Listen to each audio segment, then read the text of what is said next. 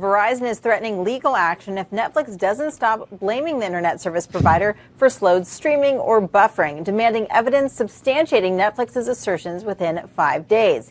Now, Verizon says there's no basis to solely blame it for its playback issues, but that there's a range of factors, and Netflix relies on, quote, a panoply of content distribution and other middleman networks to reach its customers, trying to lower its costs as much as possible. The cost-quality trade-off is one Netflix has chosen. Netflix responding, quote, this is about consumers not getting what they paid for from their broadband provider. We're trying to provide more transparency, just like we did with the ISP Speed Index, and Verizon is trying to shut down that discussion. Now, despite Verizon's threats, Netflix says it will not stop showing this kind of message to a couple 100,000 subscribers, part of a test to see whether they find this kind of message useful.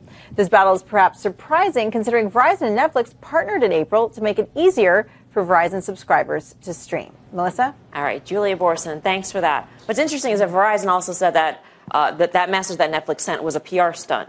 And here we are talking about it, and just this, it brings the issue to light. But it did say, I thought Verizon said, and someone correct me if I'm wrong, that it was a number of factors. Yeah. So they're admitting that they're one of them. So if Netflix just changed it and said, due to a number of factors, including Verizon, we have slow speeds. That's a good point. Would that help them? By you, Reed Hastings, if you're watching. Netflix to me is untradeable here, but Verizon's untradeable. Yeah, it really is. I mean, listen, Why? I've been turned around on this thing, man. You have no idea. I mean, it's been a really tough name to trade in the last month and a half. But Verizon's really interesting. If you see this stock back at 48 and a 4.5% dividend yield, and given some of the stuff that's going on in the space, the move that Telephone just did for DTV, I think it's a buy. Buffett, we know, just got big in the name, and so did some others here. I think it's interesting at 48.